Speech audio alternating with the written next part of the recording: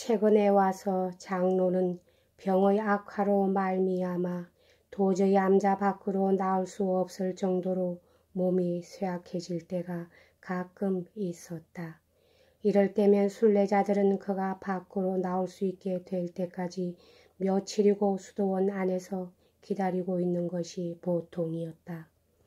무엇 때문에 그들이 장로를 그토록 사랑하는지, 무엇 때문에 그들이 장로의 얼굴을 보자마자 눈물을 흘리며 그 앞에 엎드리는지 알로샤는 그 이유를 틀끝만큼도 이상하게 여겨본 적이 없었다.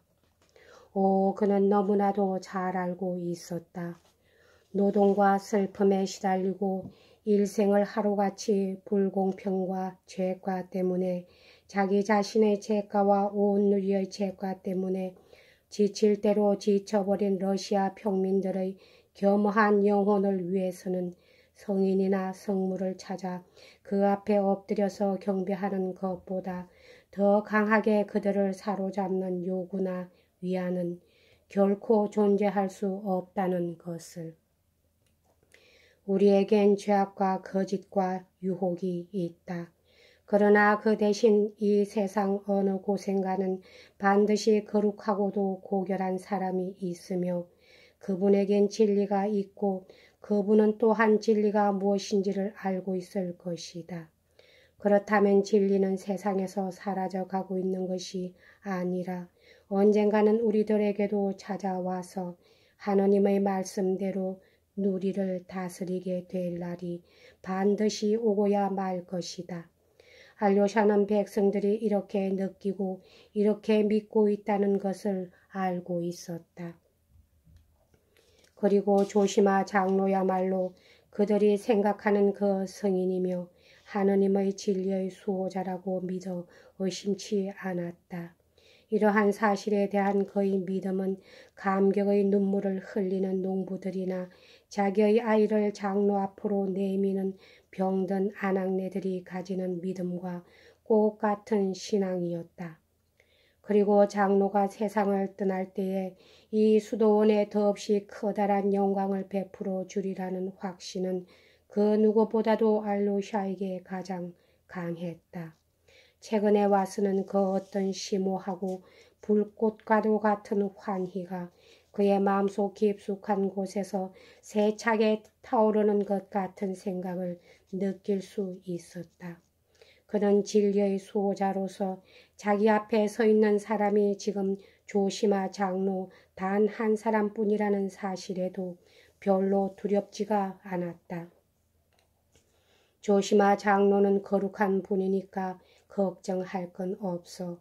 그분의 가슴 속에는 모든 사람을 갱생시키는 비결을 그리고 엮고는 이 세상의 진리를 반석같이 굳게 세울 수 있는 능력을 가지고 계시니까 그렇게 되면 누구나 모두 다 거룩하게 되어 서로 사랑하게 될 것이고 부자도 가난한 사람도 높은 사람도 비천한 사람도 모두 똑같은 하느님의 자녀가 되어 비로소 이 세상의 진정한 그리스도의 왕국을 실현하게 되는 것이지.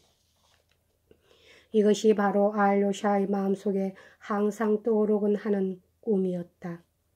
그때까지 전혀 모르는 사람이나 다름없던 두 형이 돌아왔다는 사실은 알로샤에게 깊은 인상을 준 것 같았다. 드미트리가 이반보다 더 늦게 왔음에도 불구하고 그는 자기 친형인 이반보다도 이복형인 드미트리와 더 먼저 친해졌다. 그는 둘째 형 이반에 관해 대단한 관심을 가지고 있었지만 이반이 돌아온 지도 벌써 2달이나 되어 그동안 여러 번 만났으면서도 왜 그런지 두 사람은 좀처럼 친밀해질 수가 없었다. 알로샤는 원래 말수가 적은 편이어서 만날 때마다 기대를 품은 듯 하면서도 수줍은 태도를 보여왔으며 한편 이반은 처음에는 상대편이 거북해 할 정도로 오랫동안 찬찬히 동생의 얼굴을 바라보았으나 그 이후로는 거의 알로샤에 대해 무관심한 듯한 얼굴로 대해왔다. 알로샤는 그러한 형의 태도에 조금 당황했지만 이내 그것은 두 사람의 연령과 지적 수준, 특히 그들이 받아온 교육의 차이 때문일 것이라고 단정하기에 이르렀다. 그러면서도 다른 한편으로는 형이 자기에게 관심과 동정을 표시하지 않는 것은 어쩌면 자기가 전혀 알 수 없는 다른 이유에서인지 모른다고 생각했다. 즉 자기 형 이반은 어떤 마음속의 중요한 문제에 몰두해 있어서 필시 몹시도 어려운 목표를 향해 모든 정력을 기울이고 있기 때문에 자기 같은 사람을 아랑곳할 여유가 없는지 모른다. 그것이 아마 자기에게 덤덤하게 대하는 유일한 원인일 것이라고 알료샤는 생각했다. 또한 알료샤는 형의 그러한 태도 속에는 자기 같은 우둔한 수습수사에 대한 유식한 무신론자의 경멸감이 숨어있지 않나 하고 곰곰 생각해 보기도 했다. 그는 자기 형이 무신론자라는 사실을 분명히 알고 있었다. 또 설사 그렇다 손치더라도 알료샤로서는 화를 낼 수도 없는 일이기에 그는 막연한 불안감을 느끼면서 형이 자기에게 접근해 오기를 기다리고 있었다. 큰형 드미트리는 이반을 깊이 존경하고 있어서 이반에 관해서는 언제나 일종의 특별한 감동이 섞인 음성으로 이야기하곤 했다. 알료샤는 드미트리로부터 최근 그들 두 형 사이를 그처럼 밀접하게 만든 어떤 중대한 사건의 자초지종을 듣기도 했다. 이반에 대한 드미트리의 열광적인 평가는 알료샤의 눈에 매우 이상한 것으로 보였다.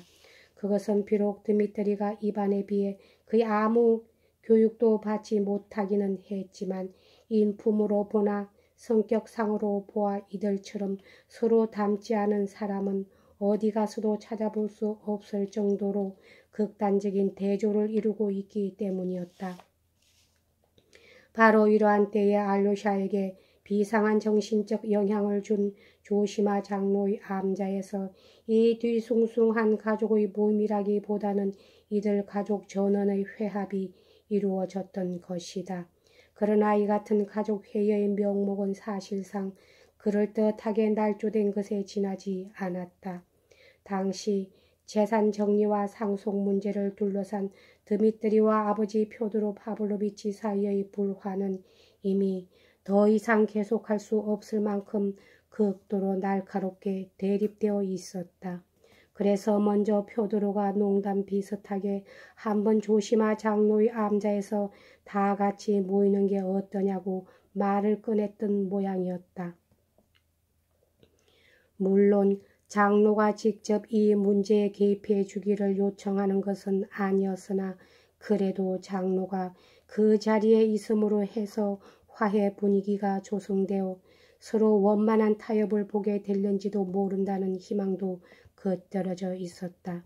드미트리 표드로비치는 여태까지 장로라는 사람을 만나보거나 우연히 지나쳐 본 일도 없었으므로 이것은 분명코 아버지가 장로를 대신 내세워 이 문제에 어떤 압력을 가하려는 업무라고 생각했지만 그가 최근에 아버지에 대해 너무 지나치게 과격한 언동을 해온 것이 마음에 걸려 아버지의 제안을 그대로 받아들이기로 했던 것이다. 여기서 미리 말해 두지만 그는 이반처럼 아버지의 집에서 살고 있지 않고 우리 읍내 저쪽 끝에서 혼자 살고 있었다. 그런데 이때 우리 고장에 와있던 뾰드로 알렉산드로비치 뮤쇼프 역시 이 제안을 전폭적으로 지지하고 나섰다. 40~50년대의 자유주의자이며 자유사상가이고 또한 무신론자인 그는 요즘 따분한 일상생활 때문인지 아니면 그저 심심풀이를 위해서인지는 몰라도 이 일에 대단한 관심을 나타냈다. 여기까지 하겠습니다.